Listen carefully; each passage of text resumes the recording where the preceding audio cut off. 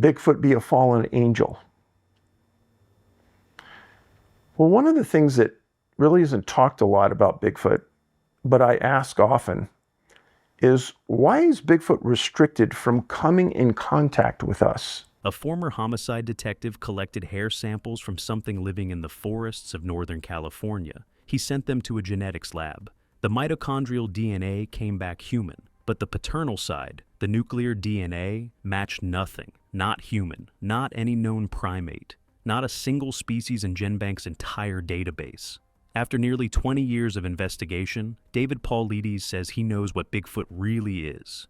And it's not an ape. The detective's method. Picture a guy who spent 20 years in law enforcement. SWAT operations, complex criminal investigations, homicide cases where the difference between a conviction and a cold file comes down to how carefully you read the evidence. That's David Paulides. So for the next 2 years, I spent 50% of my life going there and interviewing Native Americans, locals who had encounters. And when he retired, he didn't pick up golf. He picked up the strangest cold case in American history. Most Bigfoot researchers show up with night vision cameras and enthusiasm.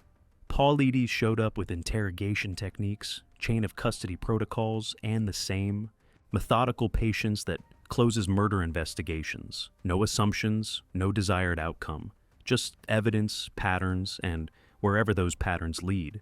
His investigation started on the Hoopa Valley Indian Reservation in Northern California, an area dense with old-growth forest and sightings that go back generations. The tribal members there didn't treat Bigfoot like a mystery. They treated it like a fact of life. But they'd never had someone approach them the way Paulides did, with a detective's notebook and a detective's patience. He wasn't interested in blurry photographs or campfire stories. He wanted witness testimony he could cross-reference, physical evidence he could send to a lab, patterns that held up across hundreds of independent reports from people who'd never spoken to each other. He spent months in the area, earning trust, conducting interviews the way he'd interview witnesses to a violent crime. Careful, structured, looking for details that would either corroborate or contradict. He brought in Harvey Pratt, a forensic sketch artist who'd spent decades working with the Oklahoma Bureau of Investigation. Pratt had drawn the faces of killers, kidnappers, suspects in some of the most high-profile cases in the state. Paulides sat him down with eyewitnesses, one after another, and Pratt did what he'd always done. He listened. He asked precise questions about facial structure, brow shape, eye placement, proportions, and he drew. What came off that sketch pad stopped everyone in the room. Witness after witness, independently, without seeing each other's sessions, described the same face. And it wasn't an ape. The features were structured, proportional. The brow was heavy, sure, but the eyes held something recognizable, something disturbingly close to human. Pratt had drawn hundreds of criminal composites in his career. He knew what he was looking at. They weren't describing an animal. They were describing a face. We had over 30 sightings of people that reported Bigfoot along the San Juan River up in the Bloomfield to Shiprock area. Me and Stan started tracking this creature about a mile or so. It looked exactly like a large version of a human track. It measured 21 inches. So unless something's out there bigger than Shaquille O'Neal. The smoking gun. The footprints came first, and they were everywhere. Casts taken by different people across different decades, from California to Washington to Minnesota to Oklahoma, showing the same anatomical features over and over. Dermal ridges, the equivalent of fingerprints on the soles of feet. A mid-tarsal break, a flexibility in the middle of the foot that humans don't possess, but that would be biomechanically necessary for something heavy navigating rough terrain. Forensic podiatrists examined these casts and couldn't call them hoaxes. The complexity was too precise. Fake dermal ridges that follow anatomically correct patterns, that vary slightly to print the way real fingerprints do, that show pressure distribution consistent with actual walking, and planted in remote locations where nobody would ever find them unless specifically looking. That's not a hoax. That's an anatomical impossibility to forge. And for what purpose? Who's spending months engineering biomechanically perfect fake feet to stamp into mud? In places nobody visits. Then there were the sounds. The Sierra sounds captured in the Sierra Nevada mountains decades ago sit in a category all their own.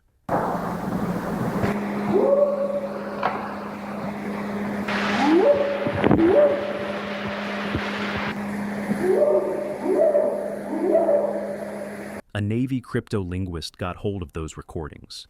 This is a man whose entire career involved intercepting foreign communications, identifying languages, determining whether sounds represent genuine linguistic expression or noise. He spent years on those tapes, rewinding, isolating frequencies, mapping patterns, playing the same 3-second segment over and over until the structure revealed itself. The sounds ranged from deep bass rumbles that vibrated in the chest to high-pitched trills that sounded almost bird-like. No human vocal cord can produce that range. No known primate comes close. But that wasn't what kept him up at night. What kept him up was the structure. Repeated sequences, syntax patterns, call and response between multiple voices harmonizing simultaneously, as if coordinating intentionally. His conclusion was unambiguous. The Sierra sounds demonstrate characteristics consistent with actual language. Think about what that means. Gorillas are intelligent. Chimpanzees use tools. Orangutans solve problems that rival young children. But no ape has ever developed spoken language in the wild. The neural architecture required for language, the specific brain structures and cognitive pathways, evolved exclusively in the human lineage. If these creatures have language, they are not animals. They are something else entirely. But Paulides needed harder proof. Testimony and audio recordings weren't going to move the needle with mainstream science. He needed biology.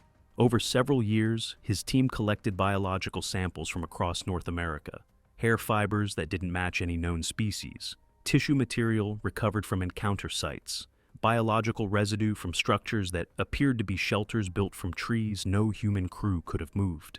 Everything went to a lab with proper chain of custody, the same way evidence gets processed in a homicide investigation. Dr. Melba Ketchum, a forensic geneticist with years of experience in DNA analysis, led the testing. Imagine her staring at a screen, running the sequences a second time because the first results didn't make sense, then running them a third time. The mitochondrial DNA, inherited only from the mother, came back completely human. Not close to human, not similar, identical to modern Homo sapiens. Genetic markers trace the maternal lineage to the Middle East, roughly 12 to 15,000 years ago, the same heritage running through human populations walking the earth today. Then she ran the nuclear DNA, the part inherited from both parents, and the screen showed something that shouldn't exist. The sequences matched nothing in GenBank, the world's most comprehensive genetic database. Not human. Not any cataloged primate. Not any known species on Earth. She ran it again. Same result. Every organism on this planet has evolutionary relatives. Every species shares genetic markers with something. This matched nothing. The implication hit like a freight train. If the mother's line is human, but the father's line is something science has never cataloged, these creatures aren't undiscovered apes. They're hybrids. The offspring of human women and something else. Something that existed thousands of years ago and may still exist now. That would explain their human-like features, their intelligence, their apparent ability to remain hidden in plain sight. They're not some evolutionary leftover. They're something new, something that shouldn't be possible according to current models of human evolution. Ketchum compiled 111 samples. She brought in independent labs for blind testing. She submitted the findings to Nature, one of the most prestigious scientific journals in the world. They refused to publish, not because they found errors in the methodology, because the conclusions fell so far outside accepted paradigms that the scientific establishment couldn't process them. The journal that exists to advance human knowledge looked at evidence that could rewrite everything we know about our own species, and decided it would rather not. If that doesn't make you question everything, nothing will. Subscribe so you don't miss what comes next. The impossible tracks. Paulides tells a story from Colorado that stays with you. A tracker, experienced, methodical, the kind of person who reads snow the way most people read a newspaper, picked up a set of massive bipedal prints crossing a snowfield at elevation. The prints were enormous, 18 inches long, sunk deep into packed snow. The tracker crouched beside them and did what any professional would do. He measured the depth, factored the snow density, calculated the stride length. The math gave him a weight estimate of 1,200 to 1,400 pounds, over half a ton. He followed the trail across open ground, photographing, each print documenting the consistency of the stride. The gait was smooth and deliberate, no dragging, no stumbling. Whatever made these prints moved with the confidence of something that had walked this terrain its entire life. And then the track stopped, not at a tree line, not at a rock formation, not at a river or a ridge or any terrain feature that could explain the disappearance. The prints just ended, middle of the snowfield, unbroken white in every direction for a quarter mile. The last print was mid-stride, weight shifted forward onto the ball of the foot, as if the next step was already in motion. But it never landed. I knew that one more step and he would be out in the open and would have full view of. And he took that last step,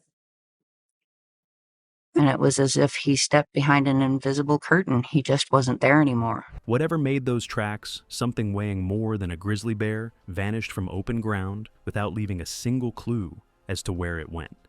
And here's the thing. That story isn't unique. Rangers in multiple states have found tracks that materialize in the center of fields with no trail leading to the first print. Police officers have documented footprints that begin mid-yard, circle a property, and end mid-stride with no exit path. One researcher photographing a clear print, marking it with GPS, returned hours later to find it smoothed over, as if it had never existed, not filled by wind, not disturbed by weather, just gone. A forestry worker in the Cascades watched a 7-foot figure crossing a clear cut through binoculars. He observed it for several seconds, blinked, adjusted his grip. Gone. The clear cut stretched a quarter mile in every direction. A family camping in the Pacific Northwest heard something massive circling their tent, saw its silhouette in the flashlight beam, and then every electronic device they had died simultaneously. Flashlights, phones, cameras, all dark at the same instant. When they got a light working again, the creature was gone. Tracks led to the campsite, but none led away.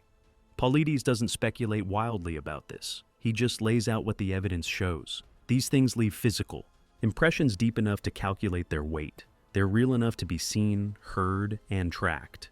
But they don't always follow the rules that physical objects are supposed to follow. And the detective in him can't ignore that. The forest people. When Paulides finally sat down with Native American elders, the conversation shifted in a way that reframed everything. They didn't call them Bigfoot.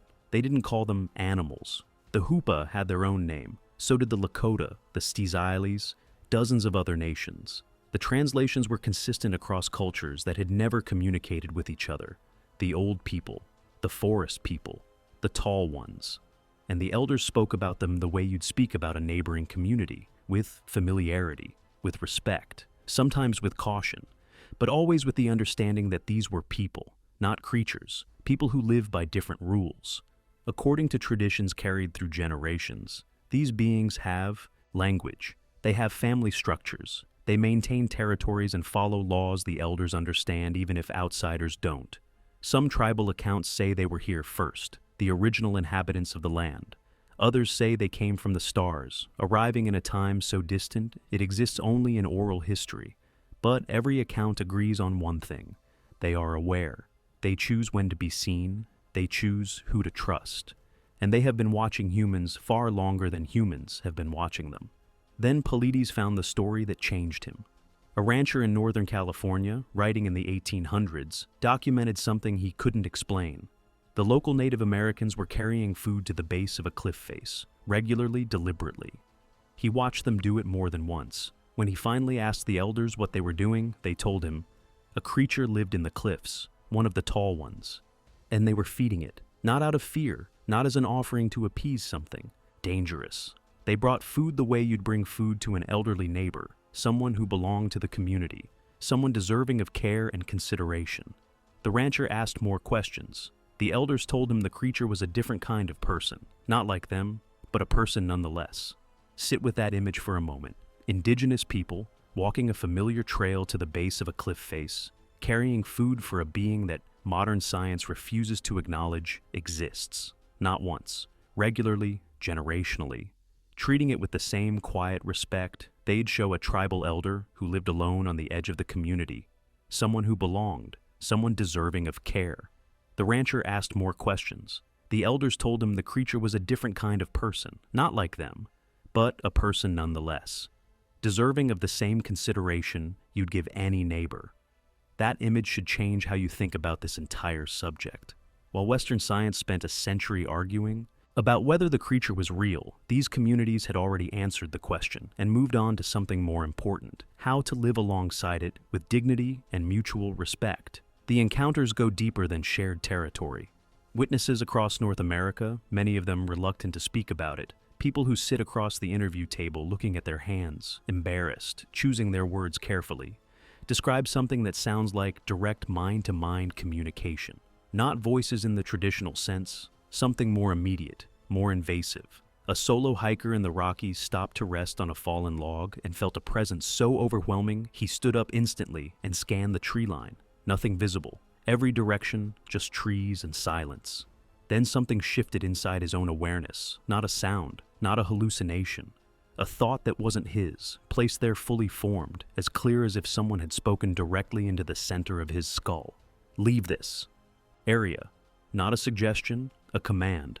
He didn't question it. He didn't rationalize it. He packed his gear and hiked out without looking back. The next day, a massive rock slide tore through the exact spot where he'd been sitting. The log was buried under tons of debris. Others describe a wave of dread so specific and so targeted it feels directed. A message that they are not welcome here, delivered without a single audible sound. A researcher camping in a known activity area woke at 2 a.m. with an intense awareness of something standing near the tent. Instead of fear, she felt curiosity radiating inward, as if whatever was outside wanted to observe her, but meant no harm. She lay still, barely breathing, and eventually felt the presence withdraw like a tide going out. In the morning, massive prints surrounded the tent from every angle. Something had circled it, stood watching from multiple positions, for what must have been hours. The tribal elders wouldn't be surprised by any of this. They've always said these beings communicate differently. They've always said they're aware in ways humans don't fully understand. They've always said the same thing Paulides eventually concluded after 2 decades of detective work. These aren't animals. They're people who live by different rules. And maybe it's time we started listening to the cultures that figured that out 1,000 years ago. What they don't want you to know. Freedom of information, requests and interviews with retired government personnel have pulled back a curtain that never should have been closed. Official agencies, from the National Park Service to the Forest Service to military installations on remote federal land, have documented encounters with these beings. They've filed reports, they've collected evidence, and they've told absolutely no one. Rangers have been instructed to redirect questions about unusual sightings. Standard protocol. Don't engage, don't confirm, change the subject. Military. Personnel stationed in wilderness areas have been debriefed after encounters and told explicitly, do not discuss what you saw. The reports go into archives that the public never accesses. The encounters get documented internally and denied externally. One case obtained through persistent FOIA requests describes an incident at a secure facility in the Pacific Northwest. Multiple military personnel reported a large bipedal figure moving along the perimeter fence. Not wandering, moving with purpose, pausing at intervals, studying the layout as if assessing the facility's defenses. Security cameras captured something. The footage was classified and pulled from standard records. The official report stated that nothing unusual occurred, but the personnel who were there, who watched an 8-foot figure move along a military perimeter with what they described as obvious intelligence, those people tell a very different story. Why suppress this? Why classify footage of something walking along? A fence? If these creatures are just undiscovered apes, there's no national security concern. You announce the discovery, you send in biologists, you win a Nobel Prize. But that's not what's happening. The agencies that know the most say the least, and the silence itself tells a story. Maybe they don't know what these things are and don't want the panic that comes with admitting it. Maybe they've calculated what happens to national park visitation, to the $50 billion outdoor recreation industry, when you tell the American public that something intelligent, something not entirely human, something that can appear and vanish at will, lives in those forests. Or maybe, and this is the possibility that should keep you up tonight, They know exactly what these creatures are. They've known for decades, and they've decided the rest of us aren't ready to hear it. Former personnel who speak out after retirement describe the same pattern every time. Acknowledge it internally, document it quietly, deny it publicly. Paper trails exist, multiple witnesses corroborate. This isn't speculation. Something is being observed on government-controlled land, studied behind closed doors, and officially declared non-existent. The question isn't whether the government knows. The question is what they know that we don't. So, here's the question no one wants to answer. If these things share our DNA, if the maternal line is identical to yours and mine, if tribal nations across this continent have been calling them people for 1,000 years, if a homicide detective spent 2 decades following the evidence and arrived at the same conclusion they did, then what does that make them? And more unsettling than that, what does that make us? What does it say about a civilization that shares its forests with intelligent beings? Beings that may be partly human and can't bring itself to admit they exist? What does it say about a scientific establishment that would rather look away than look at the data? David Paulides didn't set out to prove Bigfoot was real. He set out to understand what the evidence actually showed. And the evidence showed something that nobody was prepared for. Something that's still out there, right now. In forests you've driven past. On trails you've hiked, watching, choosing when to be seen. And choosing, for reasons we may never understand, to let us keep pretending they don't exist. Hit subscribe if you're ready to go deeper, because this rabbit hole has no bottom.